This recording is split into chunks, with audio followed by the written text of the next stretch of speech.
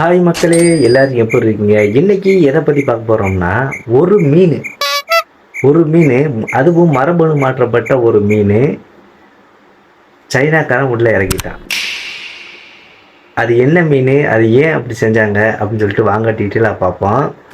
சைனாவை சேர்ந்த ஒரு முதியவர் ஒருத்தர் ரெஸ்டாரண்ட்டுக்கு மீன் சாப்பிட போயிருக்காப்புல. குடும்பத்தோட மீன் சாப்பிட போகையில் அப்போ டேபிளில் வச்ச மீனை பார்த்துட்டு புட்டு பார்த்தா அந்த மீன் ஃபுல்லாமே கிட்டத்தட்ட ஒரு மீனில் மட்டுமே ஒரு 85 முட்களுக்கு மேலே இருந்துச்சான். அதனால் அந்த மீனை திங்க சிரமப்பட்டுக்கிட்டு மீன் சாப்பிட்றதுல என்னடா இவ்வளோ இதாக இருக்கே, நம்ம வழக்கமாக மீனை சாப்பிட்டோம்னா முள் இல்லாமல் சாப்பிட்டா எவ்வளோ அருமையாக இருக்கு அப்படின்னு சொல்லி யோசிச்சு விளைவா உடனே சைனாக்காரன் என்ன பண்ணிட்டான், ரிசர்ச்சை ஸ்டார்ட் பண்ணிட்டான். அப்படித்தான் காமன் கார்ப்னு சொல்கிற கெண்டை மீன்களை வச்சு ஜெனோ எடிட்டிங், அதாவது மரபணு மாற்றம் செஞ்சு கடைசியில் இந்த முள் இல்லாத மீனை உற்பத்தி பண்ணிட்டாங்க.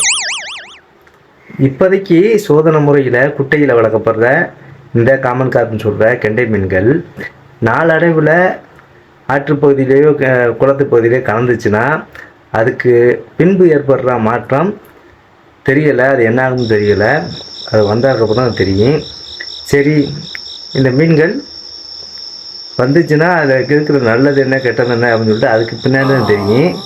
அவன் பாருங்களேன், முள், அதாவது குழந்தைகள் முதியவர்கள் சாப்பிட சிரமம் இருக்கிறதுனால முள், ஒரே ஒரு முள் மட்டும் தான் இருக்கணும், மற்ற முள்ளுனா இருக்கக்கூடாது அப்படின்னு சொல்லிட்டு மரபணு மாற்றம் செஞ்சு மீனை இறக்கிட்டான். இப்போ என்னன்னா, அந்த மீன்களில் உள்ள முட்களை எடுக்கிறக்கானே சைனாவில் ஒரு தனி இண்டஸ்ட்ரியல் இருக்குது. அதில் ஏகப்பட்டவர் வேலையும் பார்க்குறாங்க. பார்த்துங்க, அந்த முள்ளை எடுக்கிறக்கானே எத்தனையோ லட்சம் பேர் சைனாவில் வேலை பார்க்குறாங்களாம். ரெண்டாவது, இப்போ இந்த முட்கள் இல்லாமல் மரபணு மாற்றம் செய்யப்பட்ட இந்த மீன்கள் சதைப்பற்று அதிகமாக இருக்குமா. ஏன்னா அந்த முட்கள் இருக்கிறதுனால சதைப்பற்று கம்மியாக இருக்கிற அந்த மீன்களுக்கு இப்போது அந்த முட்கள் போனதுக்கப்புறமா சதைப்பற்று அதிகமாக இருக்கனால அதோட சுவை மேம்படு அப்படின்னு சொல்கிறாங்க.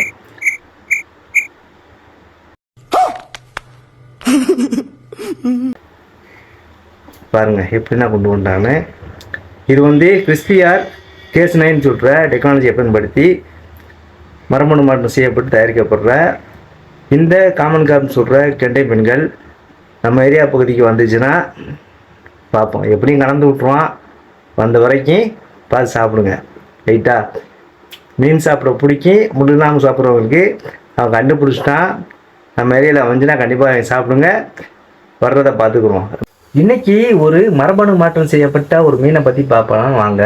அது இங்கே இல்லை, சைனாவில் லேபில் உருவாக்கப்பட்ட அந்த காமன் கார்ப் கெண்டை மீன்களை பற்றி டீட்டெயிலாக பார்ப்போம்.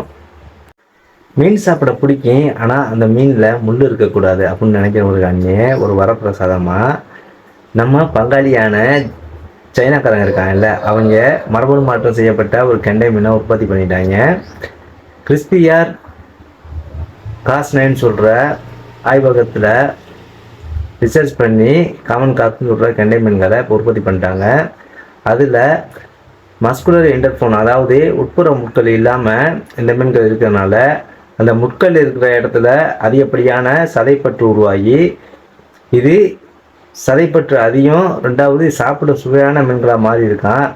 இப்போ சோதனை முறையில் இருக்குது. நாளடைவில் இது பயன்பாட்டுக்கு வருமா பாருங்கள். முள்ளே இல்லாமல், அதாவது சென்று முள் மட்டும்தான் இருக்குமா கெண்டை மீன்களில். கெண்டை மீன்களில் பொதுவாக நீங்கள் சாப்பிட்டுருந்தா தெரியும், கெண்டை மீன்கள் அதிக அளவில் முள் இருக்குது. ஏன்னா எடுத்து திங்கிறதுக்கே முடியாது. இந்த ஒரு மீன்களால் சைனாவில் வயதானவர்களுக்கும் குழந்தைகளுக்கும் ஏற்ற மாதிரி இந்த மீனை வடிவமைச்சிருக்காங்க.